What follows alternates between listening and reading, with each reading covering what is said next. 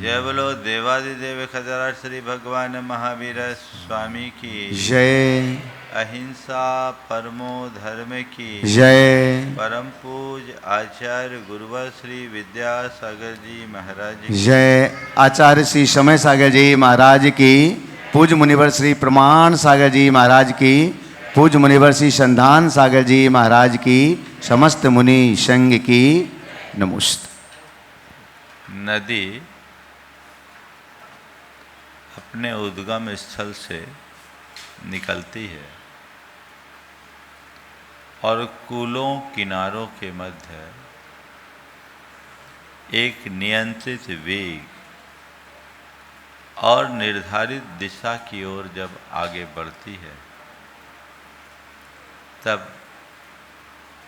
विशाल सागर में समाहित होती है। यदि वह नदी अपने तटबंधों का उल्लंघन कर दे तो वह नदी सागर में समाहित होने की जगह मरुथल में भटक कर नष्ट भ्रष्ट हो जाएगी। नदी सागर में सिमट कर भी मिटती है तो मरुथल में भटक कर भी मिटती है। नदी का मरुथल में भटकना अपने अस्तित्व को खोना है और सागर में सिमटना अपने क्षुद्र अस्तित्व को विराट स्वरूप प्रदान करना है। नदी के सागर तक की यात्रा में दो बातें हमारे सामने आती है, एक है दिशा और दूसरी बात है नियंत्रण। जीवन को एक निश्चित दिशा और नियंत्रित वेग में आगे बढ़ाना बहुत जरूरी है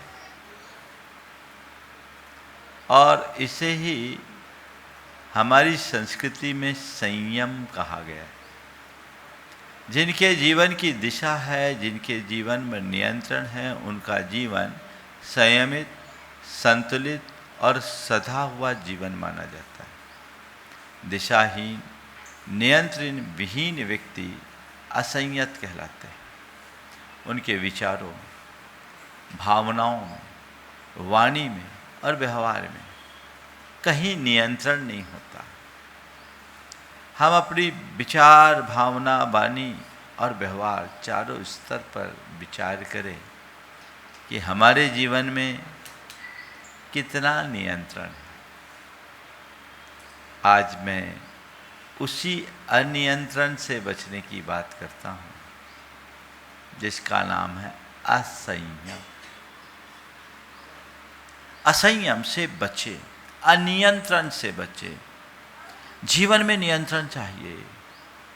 जब कभी भी हम असंयम की बात करते हैं हमारा ध्यान आचार विचार से भ्रष्ट व्यक्ति की तरफ चला जाता है। जब हम संयम की बात करते हैं तो हमारी दृष्टि शुद्धता और सात्विकता के साथ जीने वाले व्यक्ति पर केंद्रित हो जाती है। ये संयम का बड़ा उथला रूप है। हमें असंयम को गहराई से पहचानने की जरूरत है। व्यवहारिक जीवन में हमें कहाँ कहाँ अनियंत्रण है, हमारे जीवन में कहाँ कहाँ अनियंत्रण है, हमें उसे परखना चाहिए और उसे नियंत्रित करने का पुरुषार्थ करना चाहिए। ये अनियंत्रण या असंयम हमें उलझाता है और नियंत्रण या संयम हमारे जीवन को आगे बढ़ाता है। चार रूपों में हम व्यवहारिक स्तर पर अपने असंयम को पहचान सकते हैं। पहले है इंद्रियाधीनता, इंद्रियों के वशीभूत होना, बिना जरूरत के भोजन करना, बिना जरूरत के बोलना, बिना जरूरत के खर्च करना, गैर जरूरी कामों में रुचि रखना। यह एक असंयम है।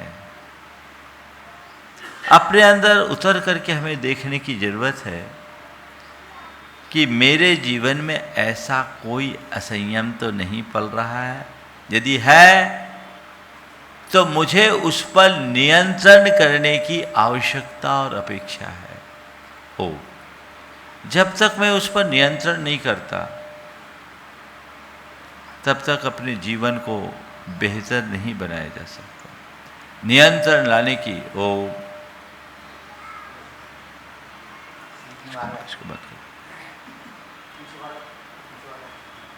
नियंत्रण लाने की बहुत ज़्यादा आवश्यकता है।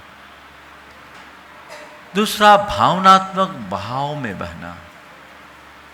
कई लोग हैं बहुत जल्दी आपे से बाहर आ जाते हैं, आवेग और आवेश से ग्रसित हो जाते हैं, और जब कभी हमारा चित्त आवेग और आवेश से भरता है,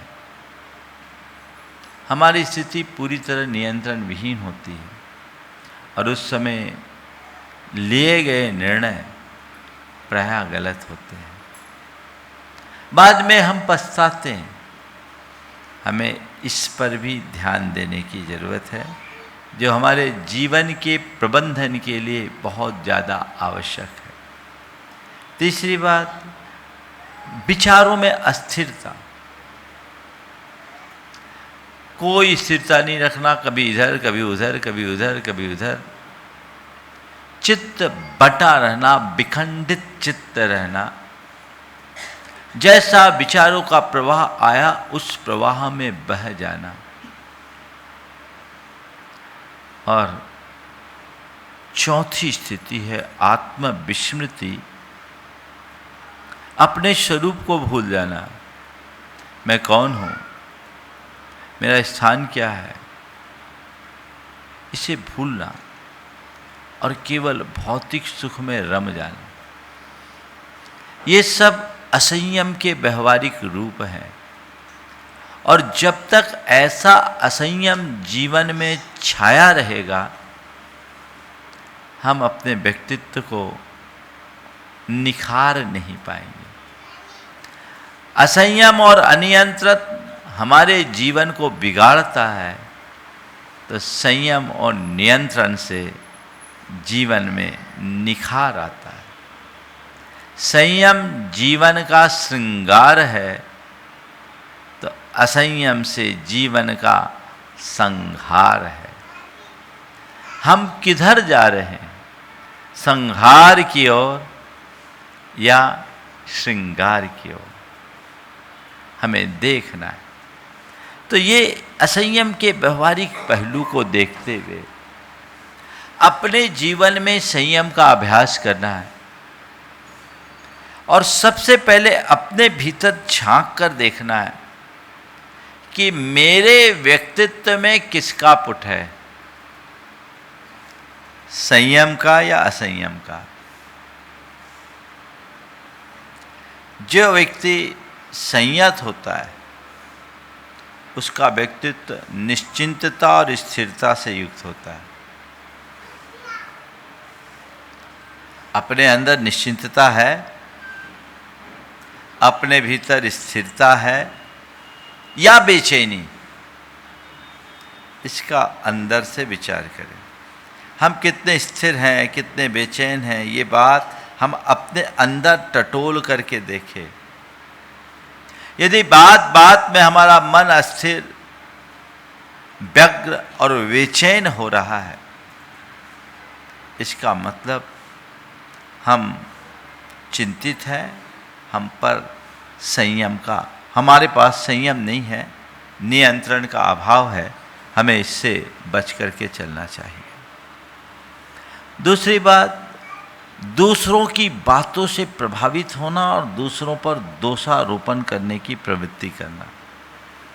एक संयत व्यक्ति कभी दूसरों की बातों से प्रभावित नहीं होता और न ही दूसरों पर दोषारोपण करता है।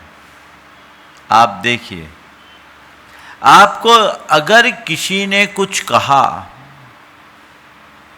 और आप प्रभावित हो गए, इसका मतलब आपका अपने आप पर नियंत्रण नहीं है।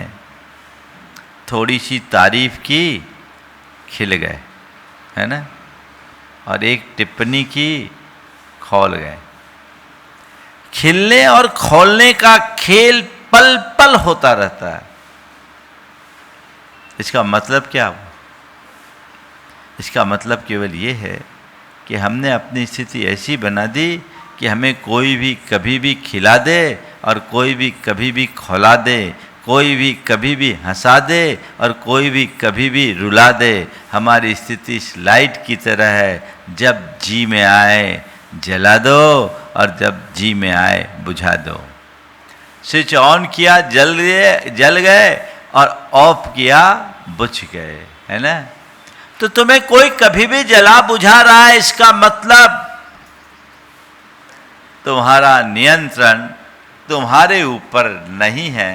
तुम्हारा नियंत्रण तुम्हारे ऊपर होना चाहिए, और यह केवल तभी और तभी संभव होगा जब न तो दूसरों से प्रभावित होगे और न ही दूसरों पर दोषारोपण करो। आज सुबह एक व्यक्ति के विषय में मुझसे कहा गया, एक सज्जन के विषय में, कि महाराज जी उनकी एक विशेषता है, नाम उल्लेख नहीं कर रहा हूँ क्योंकि उन्होंने मना किया, मतलब उनकी एक विशेषता है, उनसे कुछ भी कह दें उनको ज़्यादा फर्क नहीं पड़ता, और बहुत ज़्यादा हो तो कहते हैं माय डियर थैंक यू। क्या बोलते हैं? My dear thank you. जाओ। ये कितना बड़ा कंट्रोल है, सेल्फ कंट्रोल, आत्मनियंत्रण। प्राय लोग बहाव में बहते हैं, अपने भावनाओं और आवेगों पर नियंत्रण नहीं रख पाते, और फिर ऐसे व्यक्ति के लिए निर्णय नहीं हो पाते, निर्णयों में असमर्थ होते, जल्दबाजी करते और पश्चाताप करते, हड़बड़ी में नियंत्रण, सूझबूझ का अभाव ऐसे व्यक्ति के जीवन में हो जाता है, और असंतुलित व्यवहार होता है। पल में मासा पल में तोला वाला, कभी बहुत खुश और पल में खिन्न, कभी बहुत उत्साहित और कभी एकदम उदास होता है। तो कैसे कई लोग होते हैं, उनके मूड का कोई भरोसा ही नहीं होता। एकदम पल में एकदम खुश दिखेंगे और पल में एकदम पासा पलट जाएगा, है ना। पल में मासा पल में तोला वाला खेल खेल लेते हैं। ये चीजें इस बात को दर्शाती है कि ये व्यक्ति बड़े उथले व्यक्तित्व का धनी है, इसके जीवन में संयम का अभाव है। हमें अपने जीवन में संयम लाना है, आत्मनियंत्रण बहुत ज्यादा जरूरी है। असंयम को विदा करें। बहुत सारे क्षेत्र हैं संयम के, पर आज मैं आपसे 4 जगह संयम रखने की, 4 प्रकार के असंयम से बचने का परामर्श देना चाहता हूं। सबसे पहली बात, भोजन बिना भूख के नहीं खाएंगे। भोजन का स्वाद लेंगे, लेकिन स्वाद के लिए भोजन नहीं करेंगे। कर सकते हैं? अपने मन से पूछो। स्वाद की प्रधानता से भोजन करते हो या भूख की शमन के लिए भोजन करते हो? बोलो। हाँ? अगर आप स्वाद के लिए भोजन कर रहे हो, भले वो 16 का भोजन है, स्वाद की प्रधानता है तो वो अनियंत्रण है। भूख का शमन होना चाहिए। उद्देश्य क्षुधा की निवृत्ति के लिए भोजन है, शरीर की स्थिरता के लिए भोजन है, स्वास्थ्य को टिकाए रखने के लिए भोजन है।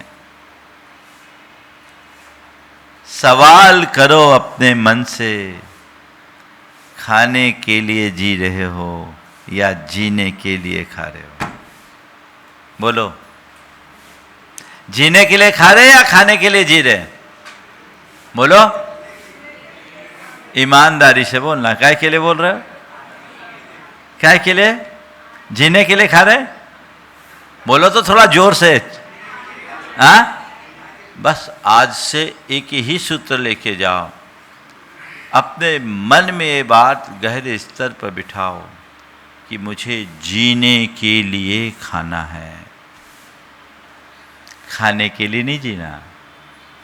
भोजन का स्वाद लेना है, लेकिन स्वाद के लिए भोजन नहीं लेना है। स्वाद की प्रधानता से भोजन करने की जगह भूख के शमन के लिए भोजन करना है। और भूख के शमन के लिए यदि भोजन करना है तो सदैव इस बात का स्मरण रखो, क्या खाना, कब खाना, कितना खाना और कैसा खाना, कैसे खाना। बोलो, आप इतना विचार करते हो खाते समय? क्या खाना क्या नहीं खाने का विवेक है? कब खाना कब नहीं खाने का विवेक है? कैसा खाना नहीं कैसा नहीं खाना इसका विवेक है? और कितना खाना, इतना कितना नहीं खाना इसका विचार है? ये अनियंत्रण है। और ऐसे लोग जो अपने भोजन पर संयम नहीं रखते, उनकी दशा बड़ी विचित्र हो जाती है। आगे चलकर वो खाने लायक भी नहीं बचते। दिखते हैं ना, 10 तरह की बीमारियां हो जाती। डायबिटीज है, कार्डियक पेशेंट है, लीवर की खराबी है, किडनी की खराबी है, कुछ नहीं खा पा रहे भाई साहब। पहले से अगर संयत आचरण किया होता तो ये दशा क्यों होती? क्या खाना बता दूं? वही खाना जो तुम्हारे स्वास्थ्य के अनुकूल हो, साधना में सहायक हो, जिससे शरीर की पुष्टि हो और मन की शुद्धि हो, वो भोजन करो। ऐसा भोजन करो जो तुम्हें भजन में लगा दे। ऐसा भोजन मत करो जो तुम्हें भंजन में लगा दे। हमारे यहाँ कहावत है ना, जैसा खावे अन्न वैसा होवे मन, और जैसी पीवे पानी वैसी होवे बानी। ये निराधार नहीं है। अब वैज्ञानिकों ने भी इस पर शोध किया, इस पर कभी और चर्चा करूँगा, आज का विषय नहीं है। लेकिन भोजन पर नियंत्रण होना चाहिए। अगर संयम की तरफ दृष्टि है और उसके लिए ज़्यादा कुछ नहीं, केवल एक बात अपने मानस में बिठा दो, मुझे स्वाद के लिए नहीं खाना, खाने का स्वाद लेना।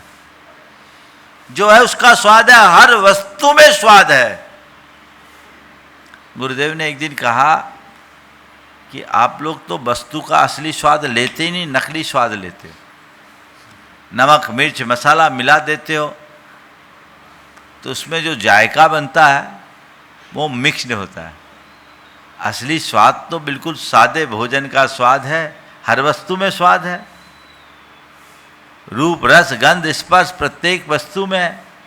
उसका अपना ओरिजिनल स्वाद लो ना। पर क्या करूं, जिब्बा इतनी चटोरी हो गई है और उसकी आदत खराब हो गई, उसे वही वही चाहिए। स्वाद की भावना से प्रेरित होकर भोजन करोगे तो कभी संयम नहीं होगा। विचार कीजिए। आप देखिए, आपने अपने शरीर को क्या बना रखा है, क्या मान रखा है? एक कोई मशीन है, उसको आप जरूरत से ज़्यादा खटाओगे तो मशीन का क्या होगा? बोलो, भट्टा बैठ जाएगा, है ना? आप अपनी गाड़ी चलाते हो, पेट्रोल की गाड़ी हो, और उसमें केरोसिन डालोगे तो क्या होगा? इंजन बैठ जाएगा। तो आप इस बात का तो ख्याल रखते हो कि डीजल का है, डीजल की गाड़ी तो डीजल डालना है, पेट्रोल की गाड़ी है तो पेट्रोल डालना है ना। और एरोप्लेन में तो और सुपर पेट्रोल होता है। जैसी गाड़ी वैसा ईंधन। आप इस बात पर विचार क्यों नहीं करते कि मैं अपनी गाड़ी में क्या डाल रहा हूं?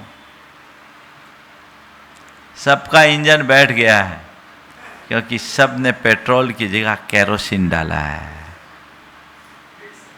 है ना। बैठा हुआ है, भुगत भी रहे हो। अच्छी गाड़ी से कम धुआं निकलता है, और जिसका इंजन बैठ जाता है वो गाड़ी बहुत धुआं उड़ाती है। तुम देख लो तुम्हारी गाड़ी चल रही है कि धक रही,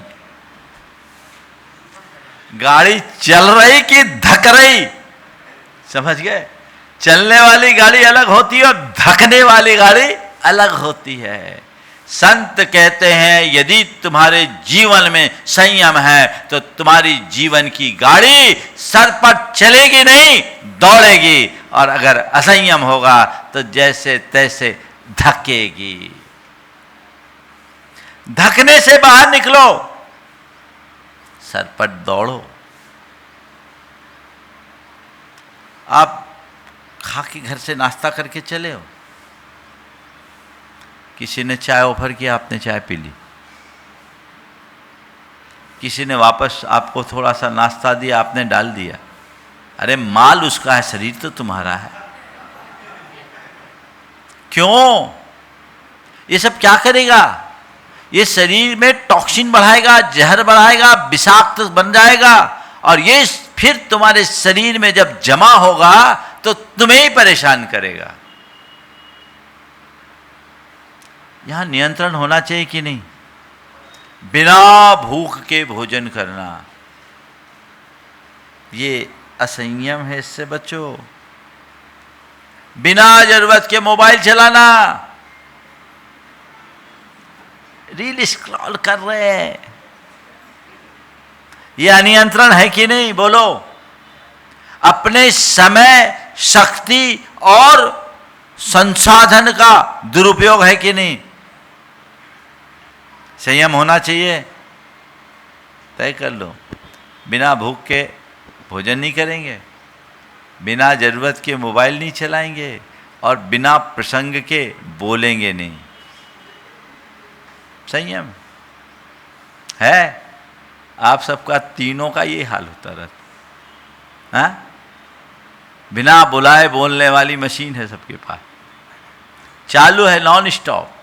और मोबाइल पर संयम अगर आप चाहते हो तो मोबाइल का सीमित प्रयोग करो। सदैव एक बात ध्यान रखो, अगर किसी सुविधा पर नियंत्रण है तो सुविधा है, और नियंत्रण विहीन होने पर हर सुविधा ही जीवन की सबसे बड़ी दुविधा है। तो मैं भोजन के संबंध में बोल रहा था, क्या खाना?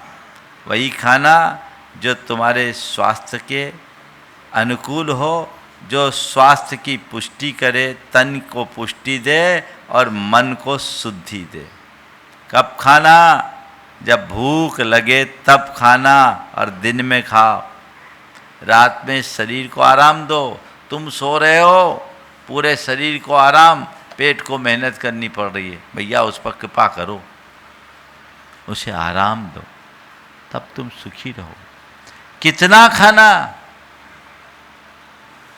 भूख से कम खाना, ठूस ठूस कर कभी मत खाना।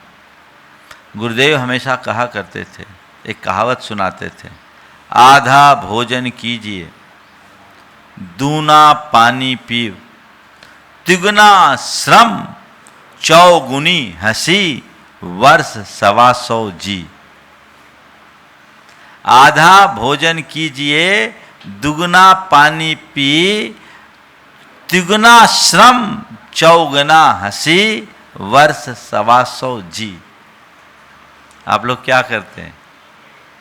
ठूस ठूस कर भर लेते हैं। क्या हो गया? एक आदमी एक भोज में गया, वहाँ कलाकंद बहुत अच्छे बने थे। अब बंगाली कलाकंद था, खाया सो खाते ही गया। कलाकंद से पूरा पेट भर लिया, ढंग से पानी आनी पिया नहीं। अब कोई भी चीज़ यदि सीमा से ज़्यादा करोगे तो परिणाम क्या होगा? बाद में उसके पेट में बड़ा दर्द उठ गया, पेट दुखने लगा, डॉक्टर को दिखाया। डॉक्टर ने कहा लो एक गोली मैं दे रहा हूँ, एक गिलास पानी के साथ इस गोली को ले लो, दर्द में आराम मिल जाए। बोले डॉक्टर साहब पेट में इतनी जगह होती तो 2 कलाकंद और नहीं खा लेता। कितना खाना, अधिक खाने से लोग ज्यादा बीमार होते हैं। कम खाना, समझ गए? और कैसे खाना? प्रसन्नता से, शोधन पूर्वक, और सबसे उत्तम तरीका है मौन पूर्वक बैठकर।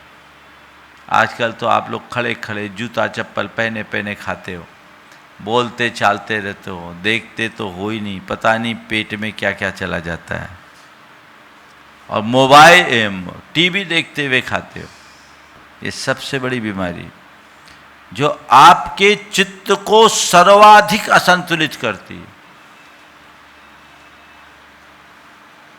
आप देखिए टीवी देख करके भोजन कर रहे हैं और देख रहे हैं कि पहलगांव में 25 लोगों को कत्लेआम गोलियों से भून दिया गया, खून के फव्वारे उड़ रहे हैं, लोगों के चीथड़े उड़े दिख रहे हैं, और आप उन सबको देखते हुए चाय की चुस्कियां लेते हुए खा पी रहे हैं। बोलो चल रहा है?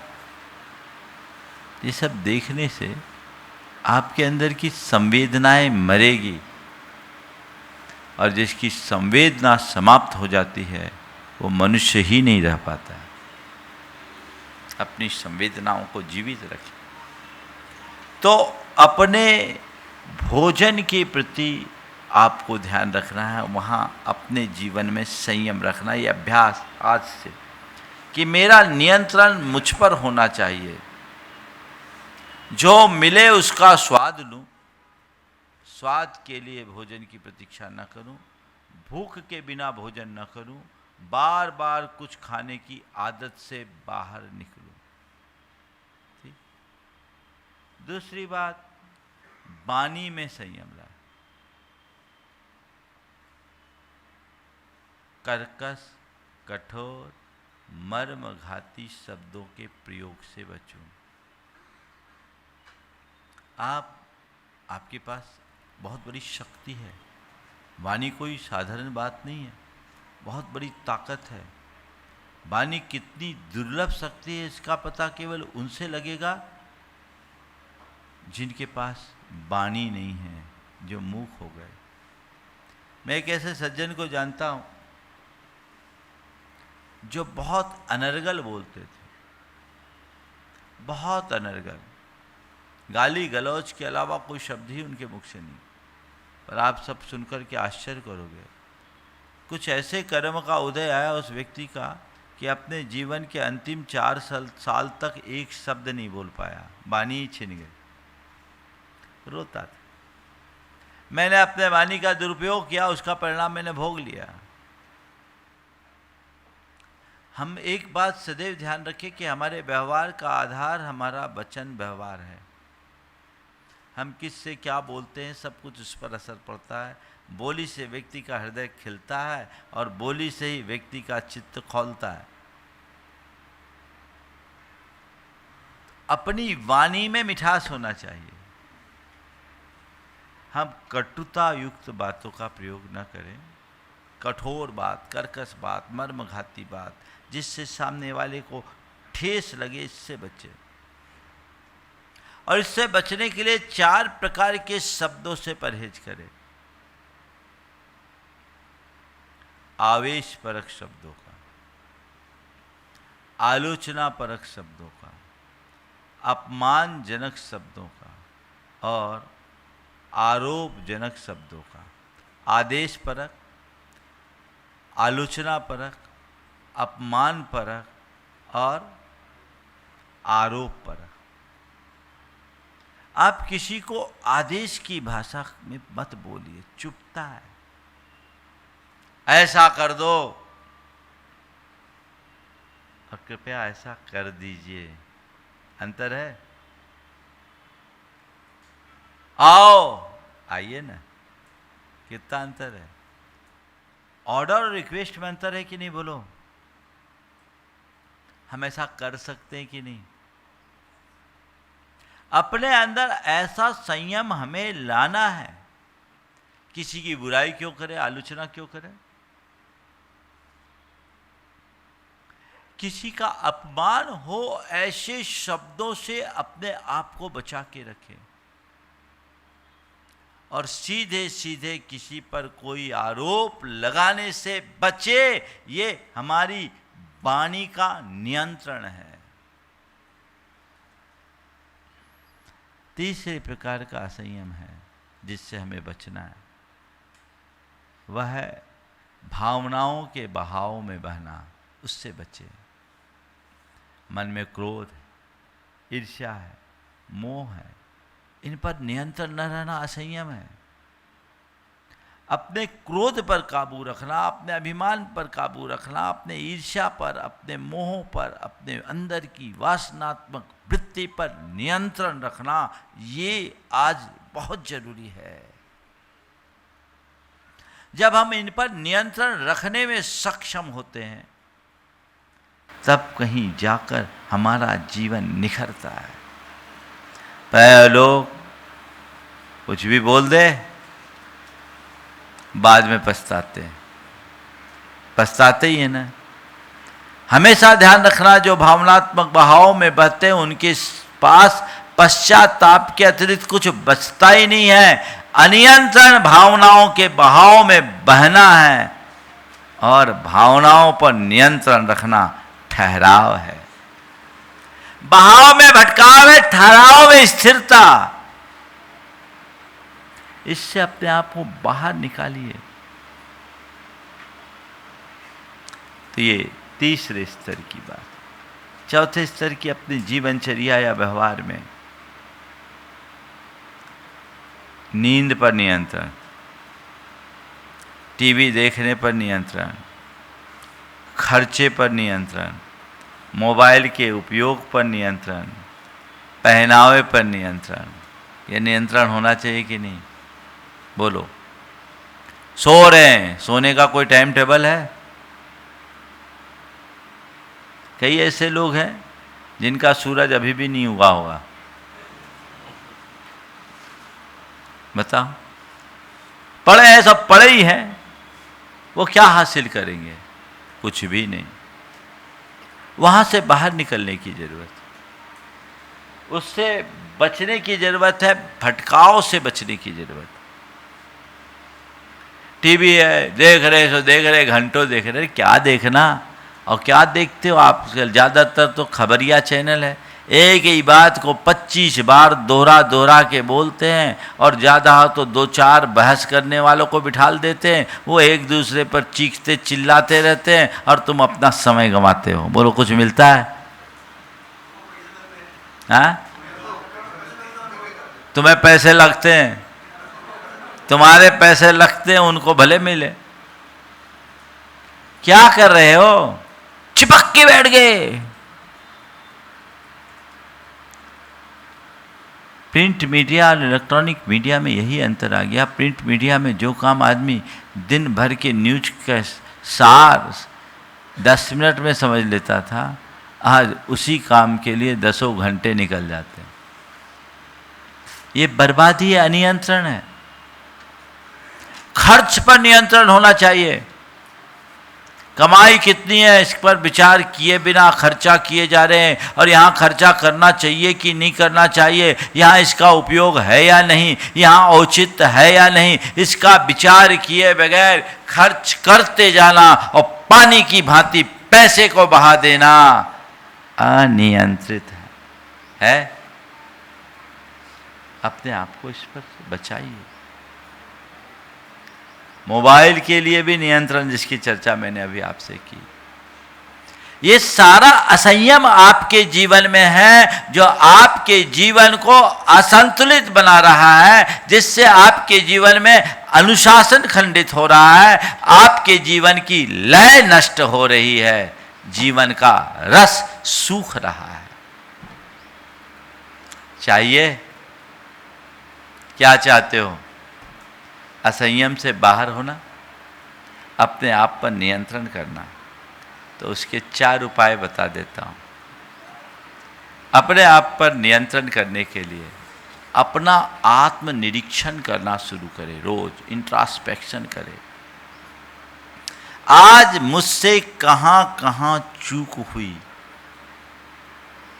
मेरा नियंत्रण कहां कहां खोया, किन किन स्थितियों में मैं असंयम का शिकार बना, उस पर विचार करें, उन्हें नोट करें, उन्हें नोट करें, नोटिस में ले और ये तय करें कि अब इसकी पुनरावृत्ति से मुझे बचना है। जब तक व्यक्ति अपना आत्मनिरीक्षण नहीं करता तब तक उसका आत्म सुधार नहीं हो सकता। रोज व्यक्ति को सोने से पहले प्रतिक्रमण करना चाहिए। प्रतिक्रमण वो नहीं जो किताबों में लिखा जिसे आप लोग रोज पढ़ते हैं, ये तो द्रव्य प्रतिक्रमण। कृत दोष निराहरणम परिक्रमणम, दोषों के निराकरण का नाम प्रतिक्रमण है, दोषों के शोधन की प्रक्रिया का नाम प्रतिक्रमण है। आप सोने से पूर्व प्रभु परमात्मा को याद करें, उनके चरणों में धन्यवाद दें, हे भगवान आपकी कृपा से मेरे जीवन का आज का यह दिन अच्छे से बीता, आपके चरणों में कोटि कोटि नमन, कोटि कोटि आभार। अब मैं सो रहा हूँ, सोने जा रहा हूँ। प्रभु आज के दिन मैंने जो भी गलत बुरा सोचा, बुरा बोला, बुरा व्यवहार किया, इसका मुझे पश्चाताप है। मैं उन सब कृत्यों की निंदा करता हूँ और मेरे बुरा सोचने, बोलने और व्यवहार करने से जिस किसी का भी दिल दुखा हो, मैं उन सब से हृदय से क्षमा मांगता हूँ, उन्हें अपनी ओर से क्षमा करता हूँ। प्रभु मेरा ये सारा पाप मिथ्या होवे और अब मैं सो रहा हूँ, आगे अपने जीवन को अच्छा बनाने का संकल्प लेते हुए सोता हूँ।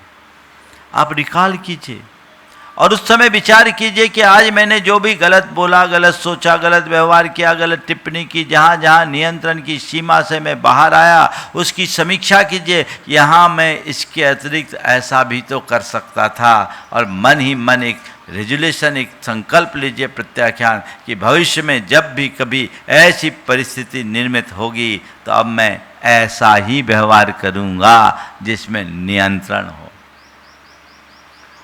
आत्मनिरीक्षण प्रतिदिन। दूसरा, अपने जीवन में संयम लाने के लिए प्रतिदिन का एक संकल्प लो। आज मुझे ये संयम रखना है, एक दिन का संयम। आप लोग उपवास करते हैं अष्टमी चतुर्दशी, बहुत लोग करते हैं, एकासन करते हैं। आप एक अभ्यास करो न्यूज फास्टिंग के। सप्ताह में एक दिन मैं कोई न्यूज नहीं देखूंगा, सप्ताह में एक दिन मैं मोबाइल का प्रयोग नहीं करूंगा। कदाचित मोबाइल के प्रयोग से नहीं बच सकते तो इंटरनेट का प्रयोग नहीं करूंगा। आज मैं भोजन में जो मुझे मिलेगा वही लूंगा, मांगूंगा नहीं। आज मुझे कोई अपशब्द भी कहेगा तो प्रतिक्रिया नहीं करूंगा। आज मैं जिससे भी बात करूंगा मधुरता से और कोमलता से बात करूंगा। एक छोटा छोटा संकल्प ले सकते हैं कि नहीं? एक दिन का संकल्प। ये एक दिन का संकल्प हमारे चित्त में नियंत्रण की शुरुआत बनेगा। ये जीवन के मंगलाचरण का आधार होगा, उस पर ध्यान दिया जा सकता है। फिर अपने विचारों के प्रहरी बने, उनके प्रति जागरूकता रखें। आते जाते विचारों को देखें, उनमें उलझे नहीं, बस ये देखें कहाँ मेरे विचारों में भटकाव आया है, और जहाँ भी विचारों में भटकाव दिखे उसकी निंदा करे, ग्रह करे, और मन ही मन संकल्प ले कि अब कभी ऐसी स्थिति आए तो मैं इस भटकाव से बचूंगा, इनकी पुनरावृत्ति नहीं होने दूंगा, इनके दोहराव से बचूंगा। और हमेशा अच्छे लोगों की संगति करे और भावना योग की साधना करे। सत्पुरुषों की संगति से नियंत्रण का पाठ मिलता है। रोज प्रवचन सुनो, देखो कैसा बदलाव आता है, और साथ में भावना योग की साधना करने लगो, बहुत बड़ा बदलाव जीवन में घटित हो सकता है। तो अनियंत्रण, असंयम हमारे जीवन के भटकाव का मूल कारण है। अपने जीवन को यदि हम सुव्यवस्थित करना चाहते हैं, सहज, शांत, संतुलित और सधा हुआ जीवन जीना चाहते हैं, तो हमें संयम का पाठ पढ़ने की ज़रूरत है। अपने जीवन पर नियंत्रण रखने की ज़रूरत है। असंयम और अनियंत्रण से अपने आप को मुक्त करने की आवश्यकता है। हम अपने आप को असंयम और अनियंत्रण से मुक्त करें, उसके लिए एक छोटा सा भावना योग पर एक प्रयोग हम भावना योग के रूप में करते हैं। स्थिर आसन में बैठें, आंखें बंद करें, प्रभु चरणों में नमन और आभार व्यक्त करते हुए अति संक्षिप्त भावना योग अपने असंयम को दूर करने के लिए। हे प्रभु, मुझे ऐसी दृष्टि दो कि मैं अपने भावों, विचारों, व्यवहार और प्रवृत्तियों पर नियंत्रण रख सकूं। हे प्रभु, मुझे ऐसी दृष्टि दो कि मैं अपने भावों, विचारों, प्रवृत्तियों और व्यवहार में नियंत्रण रख सकूं। हे प्रभु, मेरा जीवन संयमित और संतुलित रहे। हे प्रभु, मेरा जीवन संयमित और संतुलित रहे। मैं सहज, सौम्य और सरल व्यवहार का धनी बनूं। मुझ में संयम और नियंत्रण हो। मुझ में संयम और नियंत्रण हो। हे प्रभु, बीते दिन में अपने अज्ञान और कषायों के वशीभूत होकर मैंने जहाँ जहाँ भी संयम खोया, नियंत्रणहीन व्यवहार किया, उसका मुझे घोर पश्चाताप है। मैं उसकी निंदा करता हूँ और उनका परित्याग करता हूँ। हे प्रभु, मेरे द्वारा मन से, वचनों से अथवा व्यवहार से जो भी असंयत और अनियंत्रित व्यवहार हुआ हो, उसका मुझे घोर पश्चाताप है। मैं उसकी निंदा करता हूँ और उसका परित्याग करता हूँ। हे प्रभु, मेरे इस व्यवहार से जिस किसी का भी दिल दुखा हो, कष्ट पहुँचा हो, उन सभी से मैं हृदय से क्षमा मांगता हूँ। अपनी ओर से उन्हें क्षमा करता हूँ, वे भी मुझे क्षमा करे। हे प्रभु, आज मुझे संयम रखना है। मुझे संयम रखना है। मैं सर्वत्र संयत, संतुलित और स्वस्थ व्यवहार करूँगा। मैं अपने भावों, विचारों और व्यवहार में नियंत्रण रखूँगा। मैं अपने भावों, विचारों और व्यवहार में नियंत्रण रखूँगा। हे प्रभु, मेरी भावना शुद्ध है। मेरे विचार निर्मल है। मेरी भावना शुद्ध है। मेरे विचार निर्मल हैं।